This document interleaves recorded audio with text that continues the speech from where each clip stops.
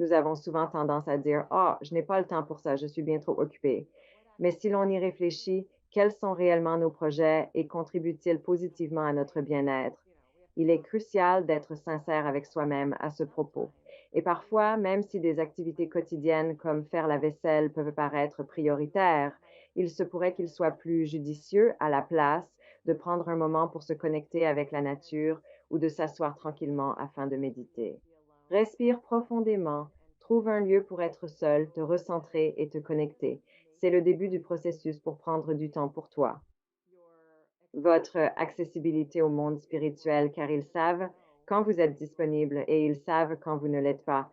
Et lorsque nous sommes distraits, nous ne sommes pas disponibles.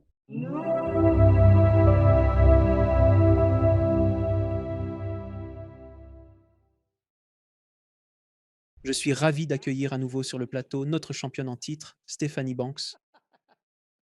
Comment ça va, Stéphanie? Je vais bien, j'adore ça, championne de retour. Merci infiniment d'avoir accepté de revenir dans notre émission.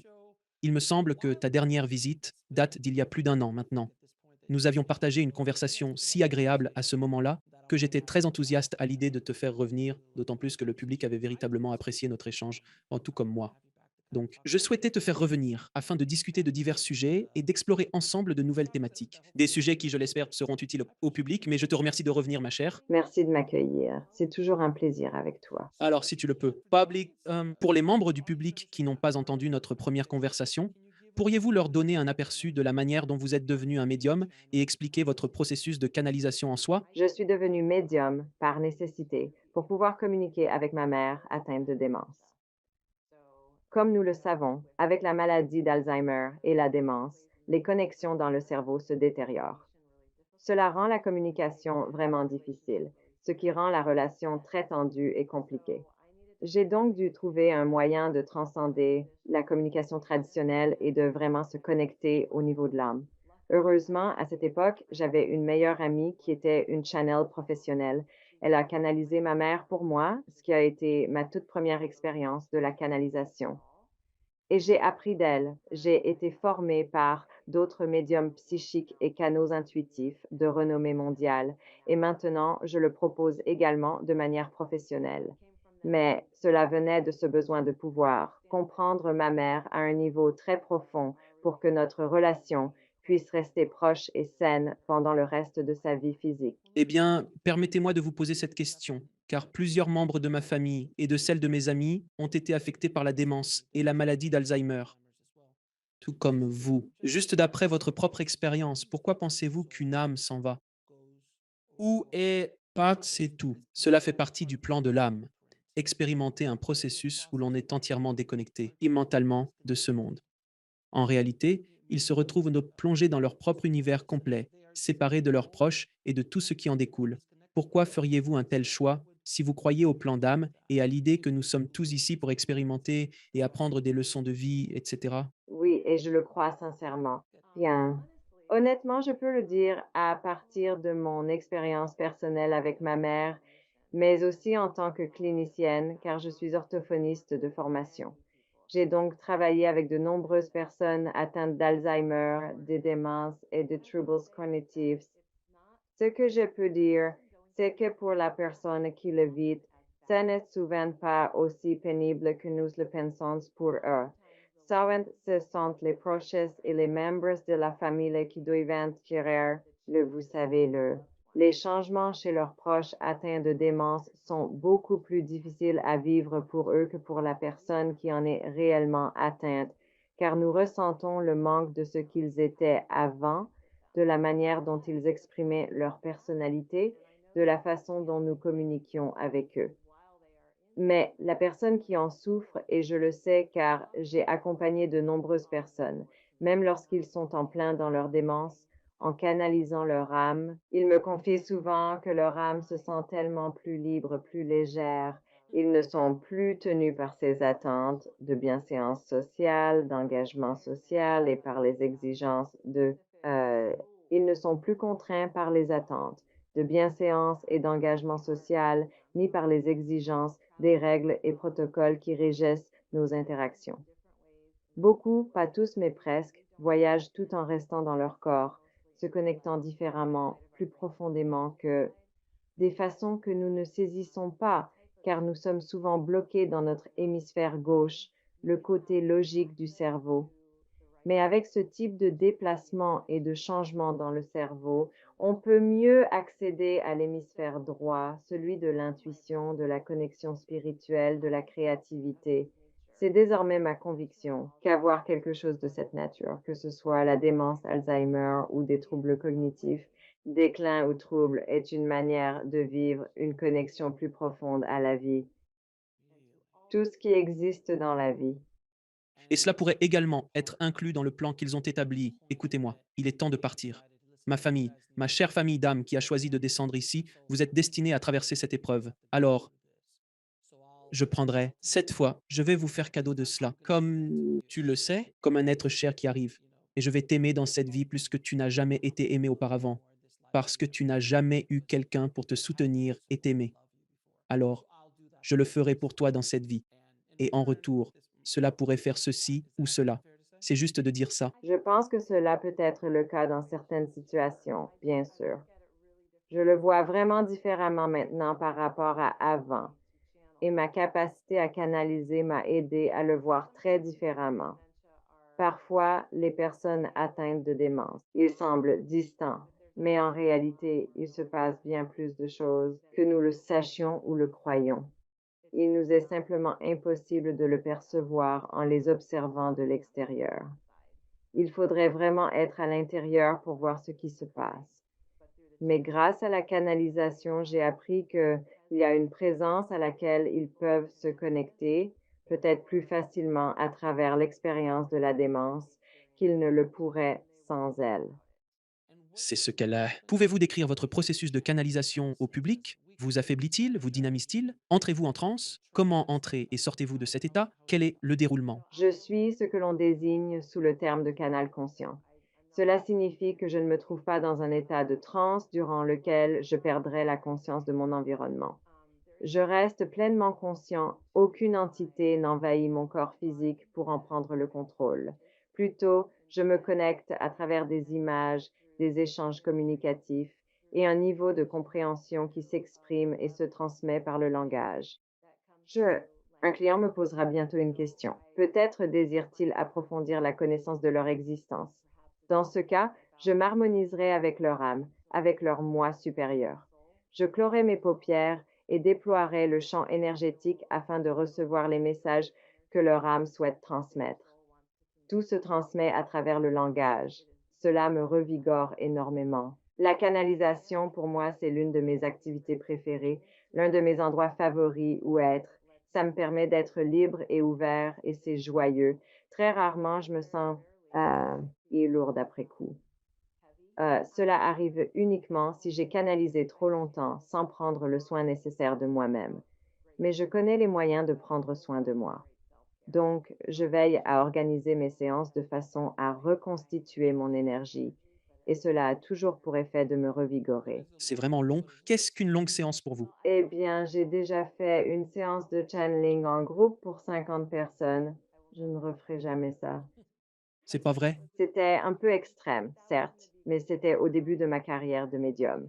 Et c'est en tentant des choses qui ne fonctionnent pas qu'on apprend. Ça m'a mis hors service pendant quelques semaines. Je ne me sentais tout simplement pas équilibrée énergétiquement pendant au moins quelques semaines après ça. Toi non plus, tu n'étais pas prêt comme tu l'es maintenant. Ton système nerveux, ton corps lui-même. Est-ce c'est que vous avez développé une résistance body si vous voulez, ou une amorce si vous voulez, pour pouvoir obtenir ce genre d'énergie.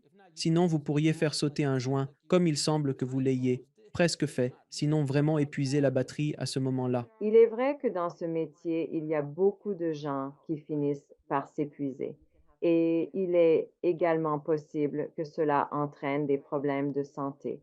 C'est pour cette raison que je prends vraiment soin de moi en faisant très attention à tous mes besoins actuels, que ce soit sur le plan physique, émotionnel ou même au niveau de mes relations personnelles. Famille, tu sais, préserver. Garder les choses en perspective et prendre des pauses quand j'en ai besoin. Et quelque chose de difficile, c'est de dire non.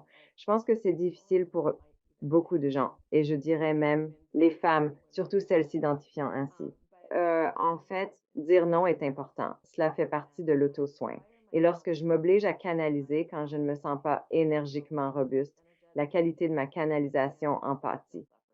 D'accord, d'accord. Alors, pour cette session, je souhaitais revenir et aborder quelques thèmes qui, je crois, captiveraient réellement notre auditoire.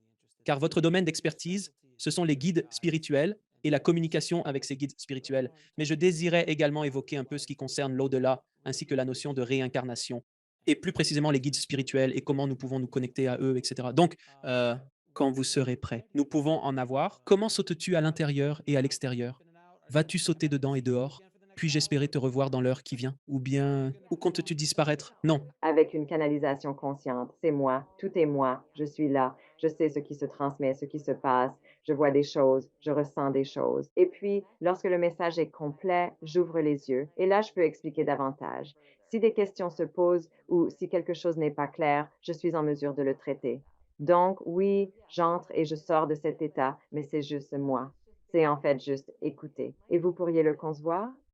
Presque comme une manière de penser, sauf que je n'utilise pas l'esprit rationnel. J'utilise la partie sensible et réceptive de mon cerveau qui, encore une fois, est l'hémisphère droit. Et de nombreux intervenants que j'ai reçus dans l'émission canalisent un groupe ou une entité spécifique qui vient en aide. Pouvez-vous expliquer aux auditeurs qui vous canalisez dans ce processus? Je me connecte à l'entité que mon client désire entendre. De ce fait, le déroulement de mes séances est entièrement dicté par les interrogations de mes clients. Plutôt que quelqu'un vienne à une séance avec moi et me demande de canaliser simplement ce qui se présente, je n'opère pas de cette manière. Je sais que le cœur, l'âme et l'esprit de mes clients savent ce qu'ils ont besoin d'entendre ou où se trouvent leurs défis. Alors, ils vont partager avec moi. Je rencontre des difficultés dans mon mariage et j'aimerais entendre le moi supérieur de mon conjoint. Génial. Maintenant, je sais où aller. Je canalise le moi supérieur de leur conjoint. Ils pourraient dire: «Je dois prendre une grande décision, déménager ou non pour un job», alors je canaliserai leur guide de carrière. Ainsi, nous avons des guides spirituels pour chaque aspect de notre vie dans la troisième dimension et eux puis moi. Je les répartis en quelque sorte selon leurs tâches. Ainsi, nous avons des guides pour les relations. Nous avons des guides pour notre santé et bien-être. Nous avons des guides pour notre carrière et univers professionnel. Nous avons des guides pour les voyages, des voyages sûrs et plaisants. Il semble que les vôtres vous ont été très bénéfiques. Alors, généralement, nous pouvons nous accorder. S'il n'y a pas de sujet spécifique, comme groupe de guides avec lesquels nous nous harmonisons, alors je dis simplement, d'accord, nous invoquons vos guides spirituels. Nous pouvons rester généralistes. Il n'est pas nécessaire d'entrer dans les détails. Il y aura toujours du soutien et des conseils qui émanent de vos liens avec vos guides spirituels. Et si ce n'est pas personnel? Client, disons. Si c'était juste une séance entre vous et moi, si nous abordions des sujets généraux comme nous le faisons maintenant, qui interviendrait pour s'adresser à un public large sur un sujet général? Eh bien, je vous dirais que juste avant que je ou précisément au moment où je me connecte, alors parfois quelqu'un dirait: «Je ne sais pas exactement à qui m'adresser, mais voici ma lutte ou voici ma question» et je dirais: «Super, je ne sais pas non plus à qui m'adresser précisément. Laissez-moi me connecter à toi qui est là pour aider» et puis je fermerai les yeux et je dirais: «Oh d'accord, votre moi supérieur est ici. Nous allons canaliser de ce point de vue» ou votre grande-tante Trudy ou votre guide spirituel qui se rapporte à votre univers parental, quelque chose comme ça. Tante Trudy semble très occupée, on la voit partout. Elle se déplace beaucoup. Ouais, ouais. D'accord, donc dès que tu es prête, ma chère, nous pouvons commencer. Ouais, raconte-moi ce que tu aimerais vraiment canaliser. Et si tu n'es pas sûr d'une question, je peux t'aider à en trouver une, mais je te fais confiance. Tu as déjà la tienne. J'ai quelques questions. Absolument. Alors, ma première question est, est-ce que tout le monde peut communiquer avec ses guides spirituels ou est-ce une compétence qui nécessite des capacités psychiques? D'accord, je vois ce que vous voulez dire. Je vais me connecter tout simplement. Alors, tous les guides spirituels, ils ne sont pas spécifiques à vous. En fait, je dois reformuler cela. Nous allons nous connecter à vos guides spirituels. Je viens d'être corrigée. Oui, D'accord, c'est fantastique. J'attends avec impatience. d'accord. Bonjour, cher être. Nous savons qu'à certains égards, vous avez déjà votre propre réponse à cette question, mais nous sommes ravis que vous la posiez pour obtenir une perspective plus globale. Et nous sommes heureux, comme toujours, de fournir une perspective globale. car voici ce que vous faites avec les perspectives globales. Vous prenez la gestalt des choses, le grand angle, la plénitude, l'immensité, et ensuite vous prenez cela en considération. Dans un processus qui est assez méthodique, et vous le décomposez en couches plus petites et en morceaux plus petits. Puis vous prenez ces morceaux, vous les réagencez et vous permettez à votre esprit de les coordonner de manière légèrement différente. C'est l'aspect créatif en vous. Et puis, quand vous avez terminé, et bien sûr, vous n'avez jamais vraiment terminé, mais voici ce qui se passe. Vous disposez d'une variété d'options à votre disposition, et également à celle de ceux que vous connaissez, aimez et insignez, car vous êtes ici, comme vous le savez, en tant qu'insignant. Et pour cela, nous disons bravo. Et à cela, nous répondons, voici comment nous allons répondre à votre interrogation.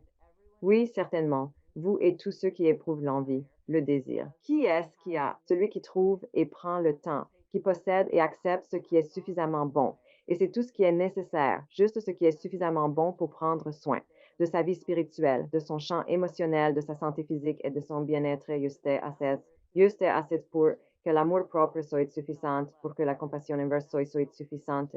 Alors oui, tout le monde, bien sûr, peut le faire. Et c'est notre plus grand désir. Et maintenant, nous parlons au nom du collectif de tous les guides spirituels, partout et pour tous, afin que chacun s'engage plus profondément dans cette pratique et cette quête. Pourquoi, vous demandez? Car c'est incroyablement amusant. C'est pur plaisir, une aventure, c'est véritablement un cadeau de se rappeler que vous n'êtes pas ici simplement en tant qu'être physique évoluant dans un monde matériel, mais que vous êtes composé de tant de couches et de fragments qui vous constituent en tant qu'être créatif, en tant qu'être réceptif, en tant qu'être expressif, en tant qu'être exquis que vous êtes. Et nous disons cela non pas uniquement à vous, mais à tous. Alors, oui, c'est effectivement possible. Et non, il n'y a rien qui soit plus éloquent. Il n'y a rien d'exclusif à cela. Si vous avez l'envie, si vous prenez le temps, si vous vous adonnez à une pratique quelconque qui vous permet de vous harmoniser, qui vous permet d'écouter et qui vous permet de vous présenter de manière ouverte de cœur et d'esprit, alors bien sûr, pourquoi quelqu'un ne le pourrait-il pas? C'est un droit de naissance évidemment et nous sommes ici pour soutenir votre parcours à travers cela. Fantastique. Pouvez-vous partager des conseils ou des techniques pour quelqu'un souhaitant établir une connexion avec ses guides spirituels? Oui, je vais simplement rebondir sur ce qu'ils ont dit. Parfaitement. Loin de moi l'idée de débattre si ardemment. Euh, Certaines des choses qui ont été mentionnées, c'est comme créer du temps, n'est-ce pas? On a l'habitude de dire, oh, je n'ai pas le temps pour ça, je suis trop occupé, je suis trop occupé. Mais quels sont réellement vos objectifs et servent-ils au mieux votre dessein? Nous devons être sincèrement honnêtes avec nous-mêmes à ce sujet. Parfois, il peut sembler que faire la vaisselle est la tâche à accomplir, mais il se pourrait que vous préfériez vraiment vous connecter avec la nature pour un moment, ou alors vous asseoir tranquillement et méditer ou simplement prendre le temps de respirer profondément. Trouvez un endroit où vous pouvez être seul, centré et en connexion avec vous-même. C'est de cette manière que l'on peut créer du temps pour soi. Votre accessibilité au monde spirituel, car ils savent quand vous êtes disponible et ils savent quand vous ne l'êtes pas. Et lorsque nous sommes distraits, nous ne sommes pas disponibles. Nous entendons ou ressentons des choses sans être toujours très précis. Alors, prendre du temps pour une sorte de pratique, méditation, pratique spirituelle, temps dans la nature, un excellent soin de soi. Ils ont parlé d'amour-propre et de compassion envers soi-même. Ces éléments doivent être présents pour que vous soyez un canal clair. Et par clair, je veux dire pour que vous receviez ce qui est au service le plus élevé. Vous pouvez canaliser à partir de basses vibrations. Je ne le recommande pas. Je ne fais pas cela. En fait, je fais tout pour me prémunir contre cela, car nous en avons déjà suffisamment dans le monde extérieur. Et vous savez, pour pouvoir canaliser, ce qui, oui, je crois que nous en sommes tous capables. Et c'est pourquoi j'enseigne aux autres comment canaliser. C'est un don, comme on le dit souvent. C'est une bénédiction, un droit de naissance. Nous en avons tous la capacité. Alors, prendre du temps pour établir une pratique spirituelle, un rituel, c'est très important pour moi dans ce processus. Certains aiment allumer une bougie, d'autres préfèrent ériger un autel. Il y en a qui choisissent de faire une prière, de lire, de réciter un mantra, de chanter ou même de danser. Quelque chose qui vous prépare votre corps, votre esprit et votre âme à recevoir. C'est aussi très important. Et le sommeil, Si nous sommes épuisés, nous ne pourrons pas canaliser. C'est évident. Maintenant, vous avez parlé de plusieurs groupes différents de guides spirituels, mais existe-t-il différentes catégories de guides spirituels? Et quels sont leurs rôles et leurs interactions avec nous? Je travaille avec les guides spirituels en reconnaissant qu'ils nous soutiennent dans chaque aspect de notre vie. Quand je canalise, je perçois qu'il y a des guides pour tous ces domaines. C'est ainsi que je le vois. Je les envisage et les répartis. Ainsi, comme je l'ai mentionné, si tu éprouves des difficultés dans ta relation, je vais me connecter à tes guides relationnels.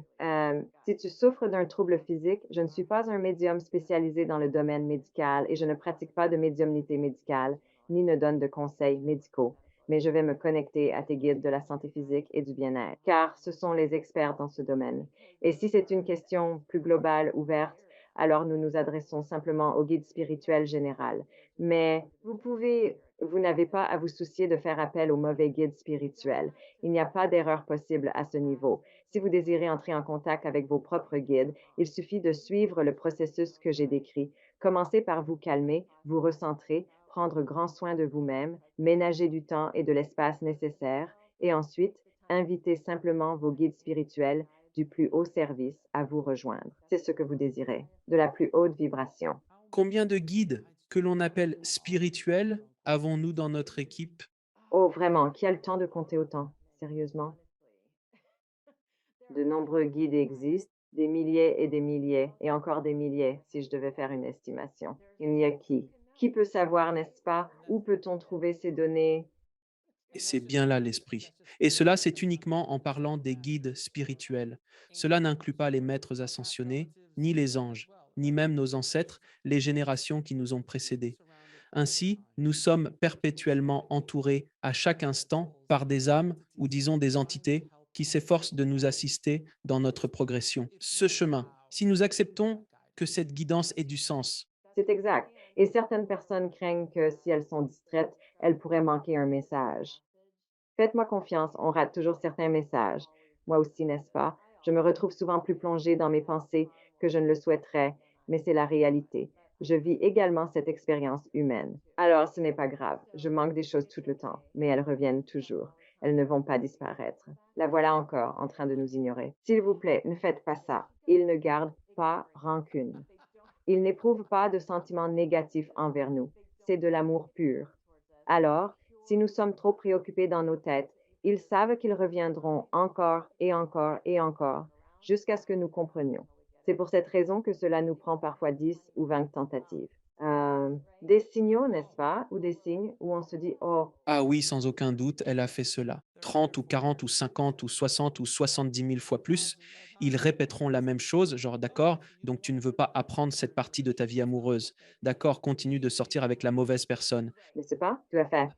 Continuez à répéter vos schémas et prenez tout le temps nécessaire, car nous sommes présents en tant que guide et nous allons simplement continuer à tourner en boucle avec vous encore et encore pour toute la prochaine vie. Il vaut mieux le faire maintenant. Euh, alors, pouvez-vous demander à l'esprit comment les guides spirituels aident notre croissance personnelle et spirituelle, selon votre expérience personnelle et votre compréhension? Ouais, vous voulez que je transmette ça depuis? Ouais, si vous pouviez, ce serait super. Nous reviendrons simplement chez vous car ils sont très enthousiastes à l'idée d'utiliser cette plateforme. Vous désirez vraiment connaître la réponse, n'est-ce pas? Mon cher ami, quelle est votre méthode? Pour quelles raisons aspirez-vous à occuper notre position? Nous vous déconseillons cela pour de nombreuses raisons. Nous n'en citerons que quelques-unes. Premièrement, lorsque vous avez choisi de naître dans cette vie, d'être incarné, d'être en chair et en os, d'être dans le domaine physique, vous avez accepté d'oublier toutes les choses que vous saviez être vraies.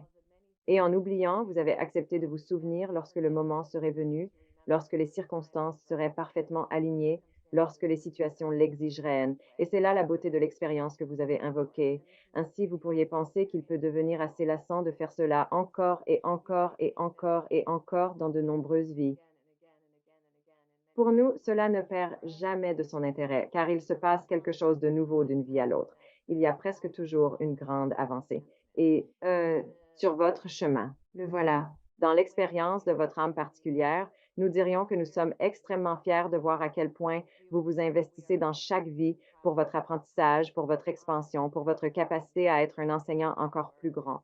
Vous avez probablement remarqué que nous avons dit 2 fois maintenant que vous êtes un enseignant. Nous savons que vous êtes un créatif, cela ne fait aucun doute. Mais à travers votre créativité, vous enseignez. Regardez ce que vous avez créé ici, cette plateforme même, en appelant les autres enseignants, les experts, ceux qui jouent dans d'autres domaines, ceux qui comprennent des choses, de différentes manières, sous différents angles. C'est là toute la beauté, bien sûr, car vous reconnaissez que votre âme sera la plus satisfaite d'elle-même et de son évolution si vous partagez autant que possible, pas seulement ce que vous savez, mais aussi votre essence. Car ce que vous savez est très limité et nous ne vous insultons pas ici, c'est simplement un constat. Ce que quiconque sait, ce que tout humain sait, est très, très limité, peu importe à quel point cet humain est érudit, peu importe la quantité d'études qu'il pourrait faire, car il n'y a tout simplement pas accès à tout. Et c'est à cela que nous avons accès. C'est donc notre joie, c'est notre plaisir, c'est notre devoir, c'est notre responsabilité à l'offrir quand on nous le demande. Non, pas lorsque vous n'êtes pas prêt pour cela, pas lorsque vous n'êtes pas ouvert à cela, pas lorsque vous ne posez pas de questions ou ne montrez pas de curiosité, mais seulement lorsque vous le demandez. Alors, si nous pouvions vous donner un conseil, à vous et à tous les autres, ce serait de continuer à demander. Demander du soutien, demander des éclaircissements, demander la direction, demander l'imaginaire, car nous sommes tellement heureux de nous conformer à cela. Nous sommes tellement heureux de répondre à cela. C'est la nature de notre relation avec vous. C'est exactement le but. Ils ont de l'humour. Ouais, les guides spirituels ont de l'humour. Je m'attendrais à ce que le mien soit hilarant. Ouais, Ils prennent plaisir à nous taquiner légèrement, sans aucune intention négative. Simplement, cesse de te prendre trop au sérieux. c'est exactement ça. Merci. C'est une chose que je me suis toujours demandé, puisque vous évoluez dans ce domaine, de va-et-vient entre l'esprit et ce monde si fréquemment. J'ai été élevé dans la foi catholique, qui est une manière très sérieuse, grave, d'aborder la spiritualité sans vouloir être négatif à son égard. C'est juste, comme il l'a dit, comme ils l'ont dit, une reconnaissance de ce que c'est. Mais plus je discute avec les personnes sur ce sujet. Dans cette émission, je m'entretiens spécifiquement avec des individus ayant vécu des expériences de mort imminente et d'autres, l'humour y est un élément crucial de l'expérience unique d'être une âme parmi tant d'autres. Ainsi, il semble bien qu'il y ait de l'humour dans l'univers et même dans l'au-delà, n'est-ce pas? Beaucoup. Et l'humour soigne. C'est le cas. C'est très thérapeutique. Et j'ai lu une fois une citation, quelque chose à propos de ce rire. Le son du rire est à la même fréquence que le royaume angélique. Et cela me donne toujours l'impression que cela reste délicieux, rien que d'y penser. C'est vraiment merveilleux. Ouais, d'accord. Alors, si on peut demander à l'esprit, quel signe pourrait indiquer que votre guide spirituel essaye de communiquer avec vous ou de vous envoyer un message? Parce que comme vous le disiez, on passe à côté des messages. Y a-t-il quelque chose que nous devrions guetter s'ils essayent de communiquer? D'accord, juste pour être clair, ce sont encore vos guides spirituels, mais qui s'expriment pour l'universalité. C'est compliqué à expliquer. Ainsi donc, permettez-nous de tisser un peu plus en détail ici pour que vous puissiez comprendre, puis ne vous attendez pas à saisir cela dans son intégralité, mais contentez-vous de l'accueillir un moment et observez ensuite comment cela se décante. Ce que nous dirions concernant comment, disons, comment percevoir la communication, la présence, l'englobement qui est toujours à votre disposition, c'est de bien sûr faire une pause pour que vous trouviez le calme. Ne pensez pas que cela signifie que vous devez être parfait dans l'art de faire une pause et de trouver le calme. Et ne croyez pas que nous ne communiquerons avec vous que lorsque vous serez dans un calme et une pause parfaite. Ce n'est pas le cas. Ce que vous comprendrez au fur et à mesure que vous développerez et approfondirez votre relation avec nous et donc les relations des autres avec leurs guides spirituels, ancêtres, êtres chers et bien-aimés qui les influencent et les soutiennent dans leur parcours, c'est qu'il y a une immense patience et compréhension de notre côté des choses. Sachez donc que, de la même manière que l'on traite avec douceur et bienveillance un enfant à qui l'on ne peut s'attendre à ce qu'il comprenne tout immédiatement, nous maintiendrons toujours une connexion avec vous, empreinte de cette même patience. Nous ne formulerons aucun jugement ni n'aurons d'attentes irréalistes à votre égard. Ainsi, lorsque nous vous envoyons des signaux qui peuvent se manifester sous diverses formes et que beaucoup parmi vous qui écoutent, qui regardent, qui observent reconnaîtront ces signes, ils pourront dire: Ah oui, voilà que mes signaux apparaissent sous forme de séquences de nombres répétés. Et un autre pourrait dire: Ah oui, mes signaux à moi se présentent sous forme de plumes que je trouve par terre. Et encore un autre dira: Ah oui, mon signal à moi se manifeste dans mes rêves, là où je suis informé des événements à venir et je peux en prendre note et choisir en conséquence. Ainsi, il existe une infinité, vraiment une infinité de variations de la manière dont les autres vivent leurs signaux, leurs signes, leur communication. Et vous savez quoi? Ils ont tous raison. Ils sont tous absolument justes. Juste avant que vous ne commenciez à vous demander si c'était réel ou non, cet espace où vous remarquez simplement et reconnaissez, c'est le point idéal. Nous savons que vous aimez utiliser l'expression pointe idéale et pour vous, cela signifie juste l'endroit parfait pour s'engager de manière plus profonde, le moment parfait pour être présent, pleinement présent et inviter davantage. Alors, lorsque vous remarquez quelque chose, n'importe quoi que vous pourriez considérer comme sortant de l'ordinaire, cela capte simplement votre attention d'une manière qui vous distrait de vos pensées précédemment distrayantes. Alors vous pouvez nous en attribuer le mérite, car nous tirons toujours sur les ficelles et tissons des choses dans votre vie, pour plus de couleurs, pour plus de joie, pour plus d'amour, pour plus d'humour. Bien sûr, cela aussi. Et si vous le remarquez, si vous y prêtez attention, lorsque vous le remarquez, attribuez-nous le mérite, et alors vous recevrez davantage encore et encore. Et comme nous l'avons dit, il y a tant et tant de choses que nous utilisons comme des techniques pour capter votre attention. Et une fois que nous l'avons, nous pouvons apporter encore plus. Si vous êtes ouvert à recevoir, si vous n'êtes pas ouvert à recevoir, ne vous forcez pas. Vous pouvez simplement fixer un autre moment avec nous, une sorte de rendez-vous. Nous savons que vous tenez au rendez-vous et vous pourriez exprimer, wow, c'est tout à fait merveilleux. Je vous remercie de cela ne envoyer cet écureuil encore et encore sur mon chemin. Je reprendrai contact avec vous bientôt. Je suis disponible à 17h30 et nous reviendrons exactement à cette heure car le temps ne nous importe pas, mais nous pouvons absolument nous rencontrer selon votre convenance. Alors vous, oh Alex, lorsque vous remarquez un signe, quelque chose qui sort de l'ordinaire et qui attire votre attention, vous arrachant à vos pensées, même un simple écureuil, c'est comme si je l'ai observé faire des allers-retours à maintes reprises. Dites à vos guides, oh, merci beaucoup. Avez-vous compris? Alors, je reviendrai vers vous. Je suis disponible à ce moment-là. Voici ce que les gens ne comprennent pas, comme un canal. Je ne suis pas constamment en train de canaliser à chaque minute de ma vie éveillée. Ce serait agaçant. D'accord, bien sûr. C'est comme si quelqu'un ne cessait de te parler sans arrêt. Oui, exactement. Et donc, tout comme nous établissons des limites avec les personnes dans notre vie, il est tout à fait sain de fixer des limites quant à la manière dont on communique avec l'esprit et au moment où l'on est réceptif. Donc, si tu as beaucoup de choses en cours et que tu ne peux pas simplement t'asseoir et recevoir, alors fixe un autre moment avec eux. Fais preuve de respect envers leur compréhension continue, leur patience et leur persévérance pour te contacter et dire: Ouais, j'ai compris, merci, c'était sympa. Vu ces chiffres, vu cette plaque d'immatriculation. Le téléphone a sonné quand je savais qu'il le ferait et c'était la chose ou la personne que j'espérais entendre. Et fixons un moment plus tard dans la journée où je vais vraiment me poser et me taire et demander: y a-t-il quelque chose de plus? Y a-t-il autre chose que tu voudrais partager avec moi? Y a-t-il donc quelque chose? Et là, pour les personnes qui sont à l'écoute lorsque tu prends, bah, disons, le mauvais chemin dans la vie, si tu as choisi une direction qui n'est pas la bonne, que ce soit dans les relations, dans tes affaires professionnelles ou dans ta perspective des choses, j'ai remarqué et je l'ai répété tant de fois dans l'émission, que cela commence par une légère tape sur l'épaule, suivie d'un murmure discret, ensuite vient un coup de coude plus appuyé, après par une poussée plus forte, et finalement c'est une force qui te pousse contre le mur.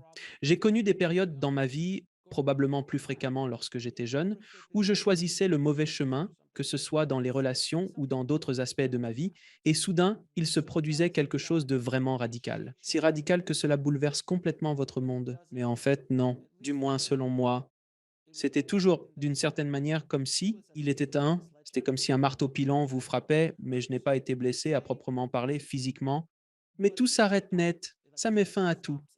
C'est un accident de voiture, sans aucun blessé, heureusement, à part la voiture. Ou tu sais, ou bien c'est cette situation, ou alors c'est cette autre situation. Est-ce que tu as également cette expérience avec ce type de message? Parce que si tu t'égares et empruntes le mauvais chemin, ils vont devenir beaucoup plus insistants, voire pressants, pour tenter de te pousser ou de te guider vers la voie que tu es censé suivre. Est-ce que c'est clair? Absolument, tu as raison. Et tu le sais par expérience personnelle, tout comme nous tous, si nous sommes attentifs. Donc, l'objectif est de s'harmoniser avec les signaux plus subtils pour ne pas avoir à subir l'accident de voiture. Je ne plaisante pas. C'est pourquoi vos guides se concentrent tant sur ce sujet. Il s'agit de savoir comment se connecter, créer du temps, de l'espace et organiser des rencontres maintenant pour établir cette connexion. Notre vie serait bien plus simple si nous pouvions percevoir et réagir aux signaux subtils quand les choses semblent juste un peu décalées, au lieu de foncer tête baissée comme nous l'avons appris à travers la culture ou le conditionnement. Exactement. La société, etc., au point qu'il faille une intervention majeure, comme un bouleversement, comme vous dites, un accident quelconque, une blessure. Dieu nous en préserve, quelque chose de cette nature qui nécessite vraiment que tout soit réorganisé. Ah oui, je veux dire, je me suis fracturé la cheville plus d'une fois dans ma vie, comme si c'était pour me ralentir, parce que j'allais tellement vite, si intensément, et je me concentrais sur tant d'autres choses.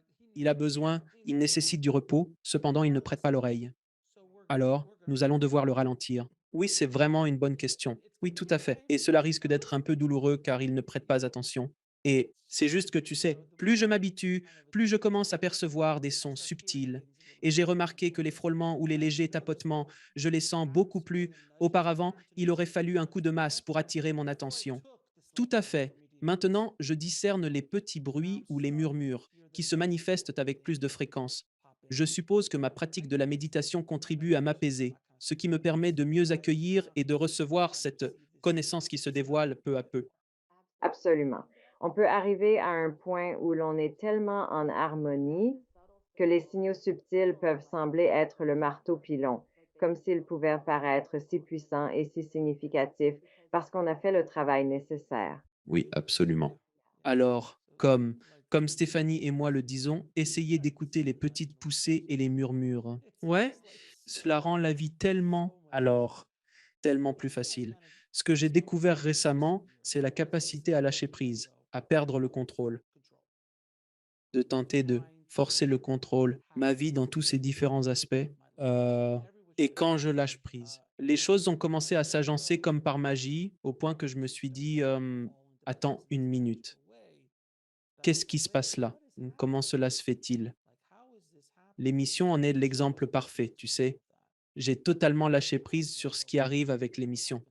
Je travaille, je suis présent, je fais mon travail. Il existe une différence notable entre le fait de rester assis chez soi à visionner Netflix toute la journée et l'attente passive que les événements se déroulent. Mais j'ai lâché prise sur la direction que cela prend. Ainsi, mon énergie environ. Il s'agit du processus de création. Il ne s'agit pas du processus de contrôle. Du point de vue de votre esprit ou de l'esprit en général, comment pouvons-nous apprendre à lâcher prise sur cela? L'idée de tenter de contrôler ce qui est en réalité totalement incontrôlable, parce que la vie est une machine incontrôlable. Oui, vous ne pouvez contrôler que jusqu'à un certain point. Et ensuite, vraiment, cela dépend des forces universelles. Cela dépend d'autres. Donc c'est comme ça. Je pourrais aspirer à organiser un jour un dîner formel avec Steven Spielberg afin de simplement discuter et avoir une conversation avec lui. Mais, en dépit de tous mes efforts, cela pourrait ne jamais se concrétiser. Steve ne viendra pas frapper à ma porte à moins que quelque chose le guide vers moi, ou que nos chemins se croisent, ou qu'il ait envie de le faire. Il n'y a rien, je ne peux pas contrôler cela, peu importe mes efforts.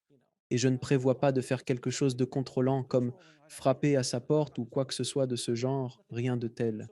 Alors comment pouvons-nous faire cela? Nous devons demander de l'aide parce que, voilà le truc, c'est ainsi que je travaille avec mes guides. J'ai bien eu, j'ai une liste de personnes avec qui j'aimerais partager mon travail. Ça n'a pas d'importance. Ce ne sont pas nécessairement des célébrités, mais plutôt des individus dont le mode de vie dans le monde m'inspire à un tel point que je désire ardemment partager mon travail avec eux.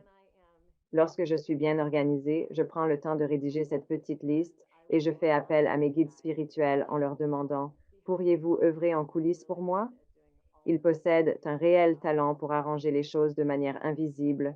J'utilise l'expression en coulisses car c'est ainsi qu'on désigne habituellement ces interventions discrètes, et cela pour faciliter l'établissement de liens qui me permettront de partager mon travail avec ces personnes bien précises. Je ne m'arrête pas là car c'est un processus de co-création.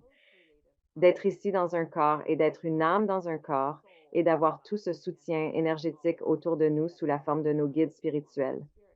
Alors je fais ma part, celle que je peux contrôler, qui consiste à affûter mon art, qui consiste à me développer personnellement, à étendre mon influence en des cercles toujours plus larges afin de toucher un nombre croissant de personnes et à concentrer mon attention, peut-être spécifiquement, vers le domaine de travail de cette personne qui m'inspire et avec qui je souhaite partager et collaborer sur mon œuvre. Et ensuite, ce processus de co-création repose sur l'action de nos guides spirituels en notre faveur. Ils agissent toujours pour notre plus grand bien. On croit savoir, pensant qu'il faut absolument se lier à quelqu'un. Cependant, nos guides ont une perspective bien distincte. Tu vas pédaler dans la semoule pendant un bon moment, chérie, en essayant de faire cela parce que ce n'est vraiment pas la bonne personne. Mais quand c'est aligné, on bénéficie de soutien. Et ils le feront, ouais. Et ils feront leur part et les choses se produisent. Et je prends l'habitude de tenir un journal parce que si je ne notais pas cette magie, je ne la croirais pas moi-même. Alors je recommande que lorsque vos miracles se produisent, ce qui, soit dit en passant, arrive tous les jours, mais nous ne sommes pas entraînés à les remarquer, les miracles subtils. Nous sommes seulement entraînés à remarquer, comme les gros énormes. Mais si vous commencez à les remarquer, vous en recevez davantage. Si vous les documentez, vous en recevez encore plus, parce que tout cela vous place dans cet alignement avec la réception. Alors nous devons demander de l'aide si nous la voulons. Et c'est vraiment crucial. Je veux vraiment mettre l'accent sur un point que vous avez soulevé, à savoir que lorsque tout est en alignement, parce que très souvent nous avons cette croyance, nous voulons rencontrer cette personne spécifique qui va transformer notre vie ou notre parcours professionnel. Mais en réalité, si nous nous asseyons réellement avec cette personne, il nous dévorerait cru ou on n'est pas prêt à partager une pièce avec eux. Tu vois ce que je veux dire? Positivement. Tu es un et j'utiliserai mon secteur en entier. Prenez mon domaine comme exemple. Si vous êtes étudiant en cinéma et pensez que l'arrivée de Steven Spielberg réglera tout, détrompez-vous. Vous n'êtes pas prêt. Si Spielberg vous donnait 200 millions, vous risqueriez de vous autodétruire et de perdre cet argent, car vous n'êtes pas prêt pour cette opportunité. Il faut atteindre un certain niveau. C'est une question d'alignement, et cela vaut aussi pour les relations. Vous pouvez désirer qu'une personne magnifique fasse certaines choses pour vous, mais sans alignement, cela ne se réalisera pas. La préparation et l'alignement sont clés pour réussir, dans votre carrière comme dans vos relations. Peut-être n'êtes-vous pas prêt à offrir quoi que ce soit. Cette personne idéale, car vous avez des choses à régler avant que cette personne ne soit même attirée par vous, spirituellement parlant, et je ne parle même pas encore sur le plan physique. La physique sur le plan spirituel, tout simplement. Tu sais, en quelque sorte, tout sur nous, tu sais. Nous idolâtrons tous comme un jeune homme. Bien sûr, tu regardes une star de cinéma, oh, elle serait incroyable. Je vraiment, elle ne le serait jamais, même en 1 million d'années. Qu'as-tu donc à offrir à une personne comme ça? Tu as tellement de tes propres problèmes à régler avant même de pouvoir envisager. Tu vois ce que je veux dire? Alors, je mets tout cela sur la table pour que les gens saisissent vraiment les limites de ce dont nous parlons ici en fonction de notre propre potentiel. L'ego, c'est ce qui fait obstacle. Seriez-vous OK?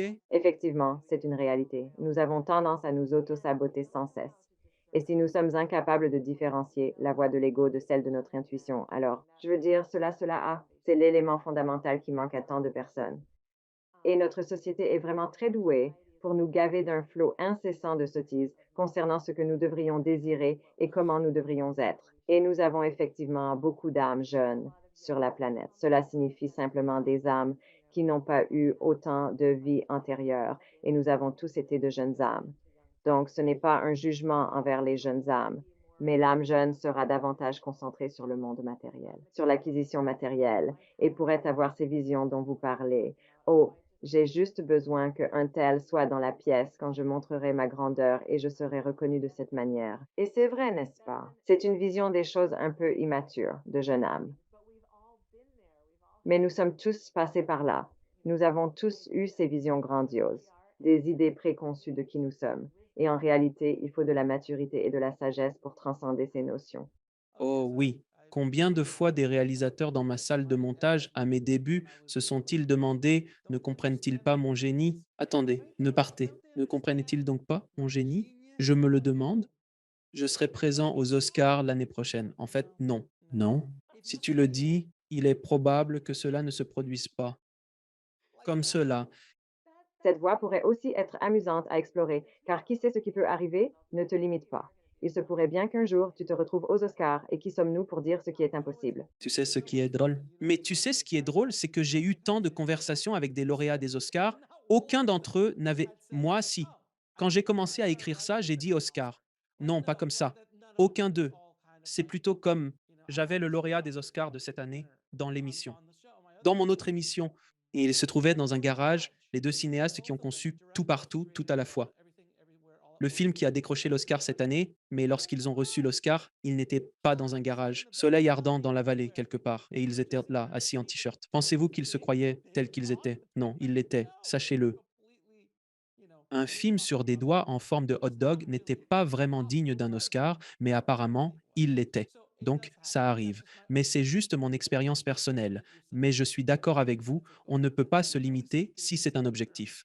Mais en général, si vous utilisez les termes ma grandeur ou mon génie, ce n'est pas bon signe que vous allez dans la bonne direction. Ouais, d'accord. Et après, quoi d'autre? Et une autre chose dont vous parlez, c'est de ne pas être prêt. Beaucoup de gens veulent de l'argent. Et moi, j'en veux beaucoup. J'ai travaillé sur des documentaires de gagnants de loterie et j'ai vu de mes yeux ce qui leur est arrivé, l'impact réel de leurs gains sur leur vie après avoir gagné le jackpot. Ils n'étaient tout simplement pas prêts à gérer ce genre de responsabilité ni cette pression. Donc, à moins d'être suffisamment mature, prêt à manipuler ce genre d'énergie, et j'utilise volontairement le mot énergie parce qu'un milliard de dollars, c'est une force considérable, comme ce dernier gagnant de la loterie. Il n'est pas malheureux dans le sens de pauvreté, mais il a gagné 1 milliard de dollars. Et je suis vraiment curieux de voir ce que cela va donner, parce que gérer une telle somme n'est pas une mince affaire. C'est beaucoup d'énergie. Comment prévoyez-vous de l'utiliser mondialement? Oui, l'argent est simplement une forme d'énergie. Ouah, il est vrai que nous avons transformé l'argent en quelque chose de plutôt toxique dans bien des cas, alors qu'il n'est en réalité qu'une forme d'énergie destinée à circuler, à servir et à soutenir. Ainsi, oui, il est nécessaire d'avoir de la maturité, de la sagesse et de progresser dans notre évolution pour parvenir à ces états d'esprit plus éclairés. Alors, persévérez dans cette voie, tout le monde. Bien sûr. Tu sais, toi et moi, on vient de la même époque. On a déjà parcouru notre quartier un bon nombre de fois ensemble. Tu le sais. Si j'avais l'occasion de parler à mon moi de 20 ans, je ne cesserais de lui donner des gifles pendant au moins 5 minutes entières. Mais après les gifles, je m'assierais pour avoir une conversation sérieuse et vraiment expliquer comment vont les choses. Parce que c'est le moment, ce n'est qu'une question de quantité. C'est le temps, l'expérience, la sagesse et l'âge. Et ce sont des éclats que nous ramassons en chemin. C'est exact. Oui. Absolument. Alors, abordons le thème de l'au-delà, qui suscite une grande curiosité chez de nombreuses personnes. C'est une interrogation universelle à laquelle nous serons tous confrontés à un certain point de notre existence. Et que se produit-il après que l'on ait franchi le seuil de la mort? Existe-t-il réellement un au-delà? Que nous arrive-t-il après cela? Alors, de votre point de vue, tous pour un, du point de vue spirituel, pourriez-vous décrire comment vous concevez le concept de l'au-delà? Eh bien, je peux parler de ce que j'ai appris en channeling. Mhm. Alors, encore une fois, qui sait ce qui est juste ou exact? Nous ne savons que ce que nous connaissons de notre expérience, de nos croyances. Mais d'après ce que j'ai canalisé, et j'ai canalisé d'innombrables âmes de l'au-delà, à chaque fois que je canalise, quelle que soit la nature du trépas, les circonstances qui l'entourent, il y a toujours cela, un sens et une explication qui les accompagnent. Beauté, amour, liberté, lumière et le retour à la maison, c'est faire partie d'un tout, avec un T majuscule, un tout, que nous faisons pas pour de nombreuses raisons. Mais peut-être que la plus grande est que cette partie de la vie ne nous est pas enseignée, pas dans cette culture du moins. Dans d'autres cultures, parfois oui, mais ici, nous apprenons à craindre la mort dans cette culture et à l'éviter à tout prix. Alors, et qu'elle est vraiment terrifiante. Ah, le jugement et toutes sortes de choses. Il y a une base religieuse pour cela. Il y a chaque type d'apport que nous pourrions recevoir. Mais ce que je comprends de la part des âmes qui m'ont généreusement expliqué ce qu'était leur voyage lorsqu'elles ont quitté le corps, lorsqu'elles ont fait la transition, c'est qu'elles étaient entourées de tous les êtres aimants qu'elles ont jamais connus, et même de ceux qu'elles n'ont pas connus, disons, au cours d'une vie, mais qui leur étaient familiers à un niveau profond, et transportés soigneusement, tenus tendrement, serrés, accueillis avec joie, pouvoir traverser. Je, je l'appelle un bilan de vie. Je pense que c'est le terme le plus courant, la langue pour cela. Quand nous avons l'opportunité, après avoir fait la transition, de regarder en arrière et d'observer certains moments clés dans une vie, ou qui sait, peut-être au cours de plusieurs vies, afin de comprendre, et ça, nos choix, nos décisions, notre évolution ou son absence. Vraiment voir comment nous avons impacté les gens, la planète, d'autres formes de vie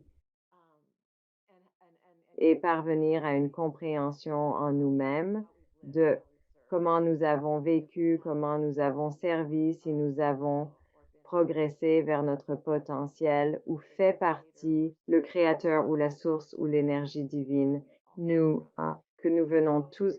Alors voilà cette critique. Et finalement, il y a une pleine présence partout. Ainsi, ceux qui sont dans l'au-delà, ceux qui sont de l'autre côté, ont la capacité d'être avec tous leurs proches, peu importe si l'un est au Texas, l'autre dans l'Ohio et un autre dans le Maine. Ils ne sont limités par aucun type de temps. Ils ne sont limités par aucune forme. Ils ne sont pas limités par les déplacements. Ils sont entièrement disponibles et accessibles et désirent partager l'amour avec nous et désirent rendre nos parcours plus faciles, plus protégés. Nombre d'entre eux sont ici pour agir en tant que guides protecteurs pour nous, une fois de l'autre côté. Alors, l'étendue de l'au-delà est-elle grande?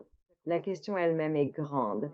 Je n'ai pas toutes les réponses à cela, mais voici ma compréhension de ce que vit une âme lorsqu'elle transite de la troisième dimension vers la prise de conscience renforcée de l'unité dans la cinquième dimension. À présent, de quelle manière ce concept de l'au-delà s'intègre-t-il avec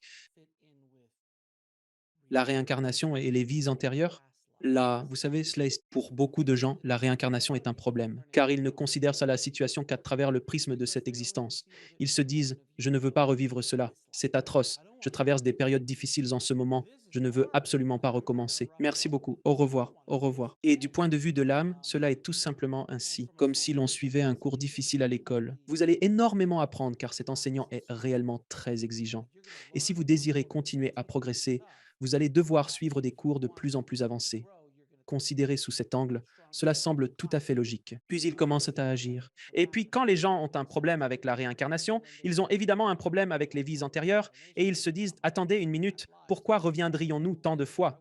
Quelle est réellement la leçon à tirer de tout cela? Quel est votre point de vue sur la question? Quelle serait la perspective de l'esprit si vous souhaitez la canaliser à ce sujet? Eh bien, je vais rappeler ce que votre guide spirituel a dit à ce sujet, parce que lorsqu'il s'adressait à vous, il vous a rappelé, ainsi qu'à nous, que nous acceptons d'oublier. Juste avant de franchir le seuil vers une vie physique, vous incarniez cet être expansif, omniprésent, qui diffusait de l'amour, en recevait et en était essentiellement une composante fondamentale. Beauté, accord, et puis j'ai décidé, d'accord, j'ai rassemblé mon équipe, je vais créer cette famille d'origine présente. Je vais vivre cette expérience physique. Je vais jouer ces rôles pour cultiver et faire évoluer ces aspects de moi qui doivent grandir, car nous avons tous, sans exception, des choses à développer et à apprendre. Vous avez accepté d'oublier ce que vous saviez en étant du tout pour vivre une expérience vraie et réelle. Expérience humaine, n'est-ce pas vrai? Et donc, vous rejouez souvent beaucoup de scénarios qui ont déjà été joués auparavant. C'est pourquoi cela peut vous sembler familier, même si vous ne l'avez pas encore expérimenté dans cette vie. Il est fréquent que les gens diront, j'ai l'impression, bien, j'ai déjà fait cela, j'ai vécu cette expérience auparavant. Ils l'ont fait, nous l'avons fait. Nous avons vécu tant de vies, pour la plupart d'entre nous, qu'il semble n'y avoir plus grand-chose de nouveau sous le soleil. Il reste cependant des opportunités, des relations et des âmes prêtes à jouer des rôles avec nous, afin que nous puissions continuer à grandir, à nous développer et à nous épanouir pleinement. Ce serait ma réponse à cela. Maintenant, vous n'êtes pas obligé de croire en la réincarnation. Vous pouvez croire ce que vous voulez.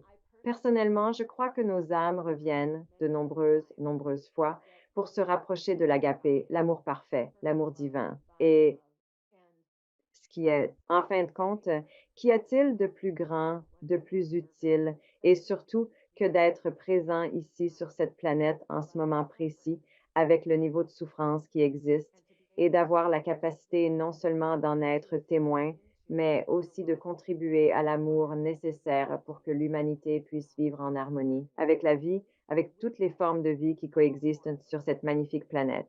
C'est donc un moment exquis, c'est un moment puissant, c'est un moment difficile. J'ai moi-même dit, je ne sais pas si je veux revenir. C'est dur, vraiment dur. Je suis un être très sensible. J'ai envie de pleurer tous les jours. Je me sens désespéré et plein de désespoir chaque jour. Mais me voici engagé à servir à ma propre manière, et vous voilà à servir selon la vôtre. C'est exactement ce que nous sommes supposés faire. Et quant à revenir, qui sait, peut-être le ferons-nous. Aurons-nous une option de choix en la matière? Je crois que oui. Est-ce qu'on peut se reposer pendant une longue période et prendre des congés s'étendant sur plusieurs vies avant de faire notre retour? J'espère sincèrement que oui. J'aspire à prendre une pause prolongée.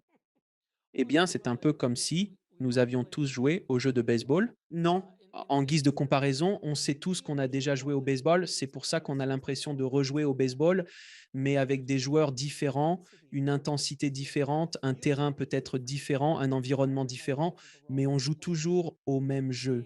Sauf que, comme si je n'avais jamais vraiment frappé une balle rapide. Ouais, tu le sais bien. Et maintenant, je vais apprendre à frapper une balle rapide avec ça. J'ai frappé la batte contre une balle de nombreuses fois, mais jamais de cette manière. C'est juste un aspect différent. Quand tu parlais d'étirement et d'expansion, j'imagine que c'est comme si tu soulevais des poids plus lourds. Ouais, vous avez déjà soulevé des poids. Il s'agit maintenant de soulever des poids plus lourds, de différentes manières, pour continuer à vous développer tout en aidant d'autres âmes sur votre propre chemin.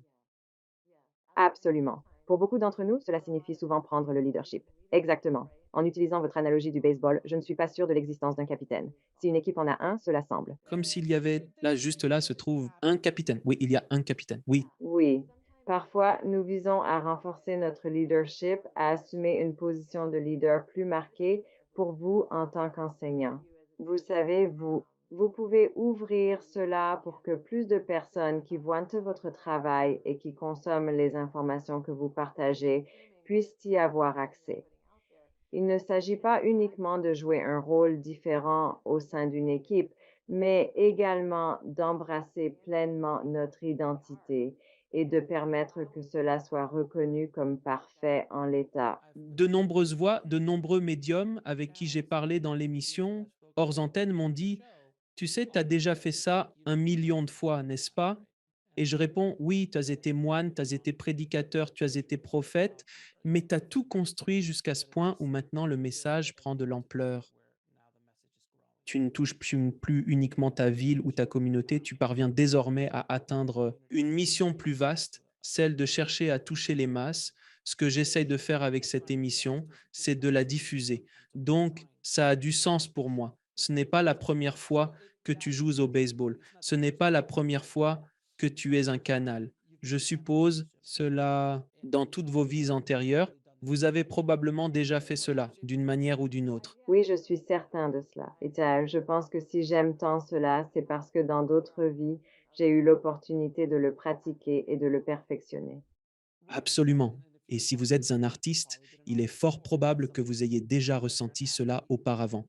Si cela vous parle, ou si vous êtes un sportif, vous avez sans doute déjà exploré cet aspect athlétique de votre être. Accepteriez-vous de dire que nous venons tous ici avec nos propres forces, que ce soit dans le domaine physique, mental ou spirituel? Cela ressemble à ces personnes qui sculptent leur corps pour atteindre le summum de leur condition physique. Pourrait ne pas être spirituel, avancé, il pourrait l'être. Ou peut-être le contraire, il pourrait être intellectuellement tellement plus avancé que toi ou moi. Et pourtant, sur le plan spirituel, il n'atteigne pas ce seuil, ni physiquement, du moins pas en une seule vie. Quelles sont tes expériences à ce sujet? Ou l'esprit répondrait-il à cela? Ouais, donc je ne crois pas à cela. D'accord, parle-moi. Dis-moi, s'il te plaît. Dis-moi, je suis juste curieux. Je crois que nous pouvons faire tout cela, toutes ces choses, les avoir. Des compétences et des dons spécifiques se trouvent dans tous les domaines et il y a des individus qui les possèdent. Je ne peux pas penser à des exemples précis sur le champ, mais il existe des personnes qui ont ces talents. La question demeure, en revenant à notre conversation antérieure, pour quelles activités prenez-vous le temps? Sur quoi vous concentrez-vous? Vous avez raison, oui, si vous êtes un athlète de haut niveau, vous prenez le temps pour cela. L'entraînement, la pratique, les compétitions et tout ce que vous devez faire. Donc, il y a de fortes chances que vous n'ayez pas autant de temps ou que vous n'en consacriez pas autant au développement spirituel. Cependant, certains athlètes le font. Et je réfléchis à une joueuse de football spécifique, mais malheureusement, je crains de ne pas parvenir à me rappeler de son nom. Je vais vous donner un exemple. Je vais vous donner un exemple. Dan Millman, l'auteur du livre La voix du guerrier pacifique. C'était un gymnaste de niveau olympique pendant sa jeunesse. Et cela signifie quelque chose, comme d'accord, à cette époque, c'était l'étape de sa vie où il en était là. Le physique pouvait être tout pour lui, et il était tout physique. Mais ensuite, en grandissant, il s'est développé intellectuellement et aussi spirituellement. Il a écrit Ce monde parfait, la voix du guerrier pacifique, qui a touché des dizaines de millions, voire des centaines de millions de personnes à travers le monde. Il est donc très spirituel, une personne profonde également. Donc cela pourrait aussi être par étapes. Ce n'est pas forcément lié à la jeunesse, généralement, physiquement. On est plus apte physiquement quand on est jeune que lorsqu'on a 80 ans. Mais il y a aussi des athlètes qui ont 80 ans, comme Benz. Oui, effectivement, et nous incarnons tout cela à chaque instant. C'est entendu. La zone sur laquelle nous allons nous développer et nous concentrer. Et vous n'avez pas à en choisir une seule, c'est ce que je veux dire. Ce n'est pas que vous ne pouvez faire qu'une chose à la fois. Nous pouvons réellement nous développer dans tous les différents domaines de notre vie, chaque jour. Oui, tout à fait. Donc, selon les expériences vécues ou les communications qui vous ont été transmises, y a-t-il divers royaumes ou paliers dans l'existence après la mort? Je ne peux pas vraiment parler beaucoup de cela. Il y a ceux qui sont vraiment experts ou bien instruits et compétents dans les différents niveaux de l'au-delà.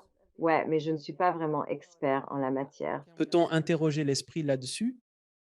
Voici comment nous choisirions de le décrire en cet instant. En comprenant, bien sûr, que si vous nous interrogez à un autre moment, et nous l'espérons bien, cher être. Vous le faites, cher être, clin d'œil. Nous aurions quelque chose de différent à dire, quelque chose de nature différente, qui est attribuable au fait. Ce que nous partageons avec vous maintenant a tout à voir avec ce qui vous parlera immédiatement. Et ce que nous partagerons avec vous plus tard a tout à voir avec ce qui vous parlera en temps voulu. Nous nous adaptons donc constamment à votre rythme. Voilà ce que nous dirions. Nous le ferions. Nous préférerions décrire les strates et les échelons de ce que vous pourriez nommer l'ascension, semblables à des paliers. Nous ne souhaitons pas leur octroyer davantage. Crédit ou confiance accordée à n'importe qui. Niveau, car il ne s'agit pas de dire qu'un niveau est meilleur qu'un autre, mais plutôt que lorsqu'on entre à nouveau dans le domaine du non formel, lorsqu'on rentre à la maison, comme on dit, qu'on revient et pour revenir à l'esprit et aux libertés. Il existe une phase de repos qui peut s'étendre sur une durée considérable ou être extrêmement éphémère dans la mesure où elle est quantifiable en termes temporels, ce qui, bien entendu, n'est pas toujours applicable. Et ensuite, progressivement, à mesure que l'on accroît sa compréhension et que l'on reçoit l'enseignement de ceux que vous nommez maîtres ascensionnés, ainsi que des entités des sphères angéliques et de ceux qui sont venus inlassablement, encore et encore, pour transmettre leur savoir et pour guider. Rejoindre les autres dans leur moment d'ascension pendant qu'ils sont présents est essentiel. Vous pourriez considérer cela comme des cours, un travail de classe en quelque sorte. Il y a de l'apprentissage, mais se souvenir est un meilleur terme. Se souvenir de la véritable manière dont les choses fonctionnent. Vous pourriez vous demander, comprend-on tout pleinement et complètement dès que l'on retourne à la maison? Et nous dirions, beaucoup, Pas tout à fait, bien qu'il ne leur manque rien en termes de compréhension. Il n'existe pas une telle profondeur dans la incarnation de la compréhension et nous n'utilisons pas le terme incarnation pour suggérer un corps réel, mais vraiment l'intégration complète et vivre et comprendre le fonctionnement des choses. Par conséquent, retour aux fondamentaux, retour aux instants de repos. Il existe plusieurs endroits où l'on peut se reposer lorsqu'on revient vers le tout. Oui, une vaste période de repos, si cela est nécessaire et voulu, et après, il y a le mouvement et l'apprentissage et la mémorisation qui se déroulent sous de multiples perspectives et dans une variété de domaines. Vous pouvez l'imaginer, si vous le souhaitez, comme une bibliothèque colossale, sans limite dans ses ressources. On peut s'immerger profondément dans n'importe quel sujet, n'importe quelle discipline, et il y aura toujours d'immenses quantités d'informations ainsi que des répertoires d'expériences vécues. Tout cela peut être examiné de plus près au sein de les archives akashiques, comme vous en avez entendu parler.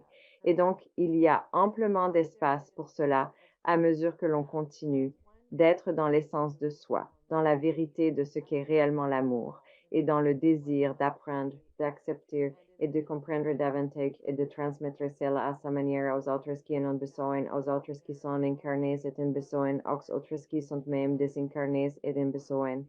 Eh bien, il y a alors plus d'ascension, une autre couche, pourrait-on dire, un autre niveau pour utiliser vos propres mots. C'est difficile à expliquer car rien ici n'est linéaire. Alors, lorsque nous parlons de couches et de niveaux, nous essayons de nous adresser à votre capacité de comprendre les choses. Et celle-ci, en général, découle d'une progression linéaire. Ce n'est pas de votre faute. C'est ainsi que les humains doivent donner un sens aux choses. Mais ce que nous dirons, c'est que chaque âme, dans leur voyage non physique, dans leur l'expression de soi à travers le soin et l'amour présent ici, de ce côté, de cet autre côté des choses, recevra exactement ce dont ils ont besoin pour aller aussi loin qu'ils le souhaitent dans leur propre voyage, que ce soit dans l'expérience humaine ou dans l'expérience non formelle. Et cela devrait être ainsi et nous espérons que c'est très réconfortant pour tous. Ouais, je sais pas vraiment. C'est une réponse fantastique.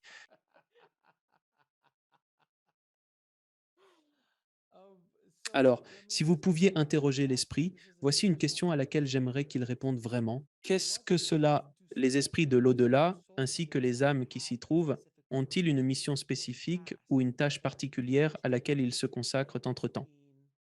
Descendant ici et faisant les choses que nous faisons habituellement. Beaucoup, oui, bien sûr. En fait, pendant que nous observons autour de nous ici, nous aimerions prendre des instantanés. Si nous le pouvions, nous vous montrerions, mais nous ferons de notre mieux pour décrire ce qui se passe ici. De ce côté des choses, nous utiliserons des images que vous comprenez, car si nous utilisions véritable vérité, vous en resteriez bouche bée et vous chercheriez désespérément quelque chose à quoi vous raccrocher pour comprendre. Alors nous utiliserons des images qui vous sont les plus familières. Des cubicles. Oui, allons-y. Dirigeons-nous vers... Allons visiter un pays, peu importe lequel, où l'on trouve de nombreuses personnes qui travaillent face à des cloisons de bureaux et où certaines sont en des casques à des clients tout en leur fournissant réponses aux questions, offrant services et prestations. Certains opèrent sur systèmes informatiques accédant à des données de ce secteur. D'autres informations sont rassemblées en réunion avec d'autres collègues situés dans les cubicles voisins à concevoir de meilleures idées pour rendre les processus plus fluides, plus efficaces, plus performants et ainsi de suite. Voyez les choses ainsi. C'est la perspective que nous aimerions que vous adoptiez. Il y a des âmes qui ont vécu récemment une vie entière de ainsi soit-il, une perte énorme. Dès leur premier souffle jusqu'au dernier, on leur a pris des choses. Victimes de multiples épreuves, ils ont lutté avec vigueur pour simplement survivre. Ainsi, on pourrait dire que certaines âmes sont confinées dans leurs propres cellules mentales, contemplant les détails de leurs expériences et leur rôle dans celles-ci, ainsi que les leçons apprises. car il y a toujours des enseignements à tirer, des enseignements précieux et fort utiles, des fragments et des éléments qui sont issus exclusivement de l'expérience. Et donc, ils sont très engagés et tirent parti de cela. Compréhension, par conséquent, s'ils prennent la décision de revenir sous une forme quelconque, que ce soit sous forme humaine ou toute autre forme imaginable, s'ils reviennent, ils auront une meilleure compréhension et pourraient même choisir de revivre cette même vie avec de nombreuses caractéristiques similaires. Alors, peut-être qu'un autre exemple serait une âme qui a accompli presque tout ce qu'elle était destinée à réaliser, car en vérité, il n'existe pas d'âme qui ait absolument tout accompli, sans exception. Mais il se pourrait bien que cette affirmation ne soit pas tout à fait exacte. Il existe des âmes qui progressent et s'élèvent assez rapidement. Ainsi, nous nous corrigeons, vous voyez. Même nous pouvons parfois nous tromper dans nos affirmations. Alors, disons plus justement que cette âme a atteint des sommets considérables dans son parcours. Crème de la crème, pourrait-on les nommer accomplissements réalisés. Toutes les choses, toutes les cases cochées, se sentant tout à fait satisfaits de leur parcours, pas de manière exclusivement égocentrique, mais en incluant tous les aspects de leur existence. Et ils passent absolument tout leur temps envoyant de l'énergie à ceux qui se trouvent dans des lieux d'insécurité, qui sont confrontés à des moments de doute de soi, qui se trouvent dans des situations où ils ressentent le besoin d'une connexion qu'ils doivent maintenant donner, offrir, parce qu'ils ont atteint et ressenti l'accomplissement pour ce qui était le plus important pour eux dans cette vie. Et maintenant, ils désirent partager cela avec autrui. En fait, cela demande à être partagé car c'est non seulement dans la nature humaine, mais aussi dans la nature de l'âme d'apprendre et de grandir, puis de partager immédiatement ce que l'on a appris et comment on a évolué pour le bien de tous. C'est ce à quoi les âmes sont enclines. C'est l'essence même de l'esprit. Cela vient de l'amour. C'est fait d'amour. Et c'est de l'amour purement et simplement. Nous tenons absolument à ce que cela soit parfaitement clair. Et puis, il existe tant d'autres façons pour les gens d'occuper leur temps. La réflexion est un terme qui nous vient à l'esprit. C'est un moment idéal pour la réflexion. En réalité, le meilleur moment pour se livrer à la réflexion, c'est quand on n'est plus submergé par les distractions extérieures, chez soi, des attentes et influencé par les états externes et les états émotionnels et ceux des autres, afin que l'on puisse être véritablement sur sa propre fréquence dans sa propre compréhension et recueillir la sagesse qui nous a été offerte et l'utiliser pour l'amélioration des autres. Magnifique. C'était vraiment génial. J'aimerais pouvoir te montrer ce que je voyais. Où étais-tu? Selon leur description. Chaque personne ayant, tout le monde faisant partie d'un système plus vaste, mais ayant son propre individualité, a space, à prendre en compte qui ils sont et de quelle manière ils contribuent au fonctionnement de ce grand système. Et ceux qui ont réussi, mais pas exclusivement ceux qui ont connu le succès, car ceux qui n'ont peut-être pas parvenu au sommet, comme dans l'exemple, sont toujours au service des autres. Mais ceux qui ont été, disons, comblés, ont tant d'abondance à partager du point de vue de l'âme qu'ils sont simplement là. Et c'est ainsi que peuvent être nos guides spirituels. Ceux que nous n'avons jamais connus, jamais rencontrés, jamais côtoyés auparavant, jamais eus comme guide auparavant, pourraient être l'une de ces énergies. C'est juste une idée. Ah bon? Je te vois, Stéphanie. Tu es en train de traverser une période vraiment difficile en ce moment. Sache que j'ai tant à offrir en termes d'amour, d'attention, d'affection et de reconnaissance, et je t'envoie tout cela. Magnifique, magnifique. L'esprit a-t-il des messages de départ qu'il souhaite partager avec le public en ce moment même, juste à cet instant précis? Nous souhaiterions dire, souvenez-vous de vos origines et souvenez-vous de qui vous servez. Si vous parvenez à ancrer fermement ces deux souvenirs dans vos pensées, vos actions et vos paroles, vous serez nettement en avant. D'où vous venez? De quoi est-ce que vous pensiez possible? Vous êtes ici fait d'amour, vous êtes ici pour servir l'amour, alors allez et faites. Compris. Donc, Stéphanie, je vais maintenant vous poser quelques questions que je pose systématiquement à tous mes invités. Pourriez-vous me donner votre définition personnelle d'une vie épanouie? Je pense souvent à cela. ce que je veux ressentir sur mon lit de mort lorsque je serai dans la dernière étape de ce voyage. Et ce qui compte le plus pour moi, c'est d'avoir la certitude que les personnes que j'ai eu la chance d'influencer ont pu percevoir l'immense amour que je ressens à leur égard. Si tu avais l'occasion de monter dans une machine à remonter le temps et de retourner parler à la petite Stéphanie, quel conseil lui donnerais-tu? Je dirais cela, ma chère. Amuse-toi, passe un bon moment et prends bien soin de toi. Et ne te tracasse pas pour les petites choses. Comment définirais-tu Dieu? Dieu, pour moi, c'est cette énergie toute d'amour qui, ça me rappelle de combien je suis choyée et que je compte dans cet immense univers. Et quel est donc le but ultime de l'existence? Aimer fort. Et où les gens peuvent-ils en savoir plus sur vous et sur l'incroyable travail que vous réalisez pour aider le monde? Sur mon site internet soulinsight.com.